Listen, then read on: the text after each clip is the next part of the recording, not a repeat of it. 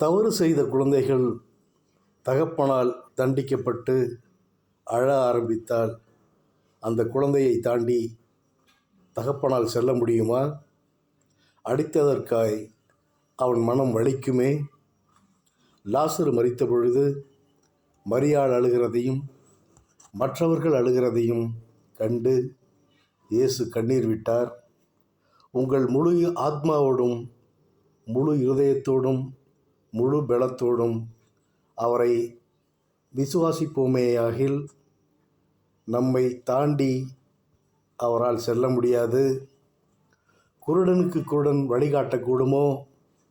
இருவரும் பள்ளத்தில் விழுவார்கள் அல்லவா?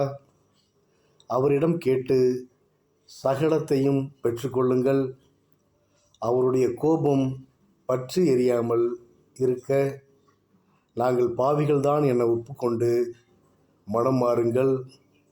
மழையானது ஏரி குளங்களை நிரப்புவது போல் சாத்தானானவன் உன் உள்ளத்தை குளிர்விக்கும் பாவ வழிகளால் நிரப்பிட சந்தர்ப்பம் பார்த்து கொண்டிருக்கிறான். தேவனை பற்றிக்கொள். சாத்தான் உன்னை நெருங்குவதில்லை. உழுகிறவன் விதைப்பதற்காய் தினமும் உழுவானோ? இல்லை நாள்தோறும் பரம்படிப்பானோ?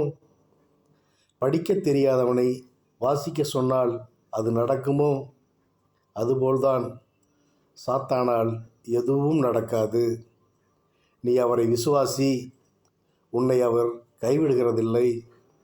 நீ அவரை பற்றிக்கொள். உன்னை அவர் பாதுகாப்பார்.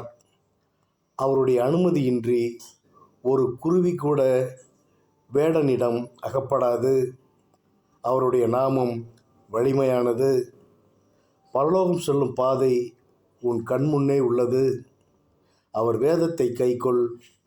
உன்னை கொண்டு போய் அவருடன் பரலோகத்தில் சேர்க்கும். ஆமேன், ஆமேன், ஆமேன்.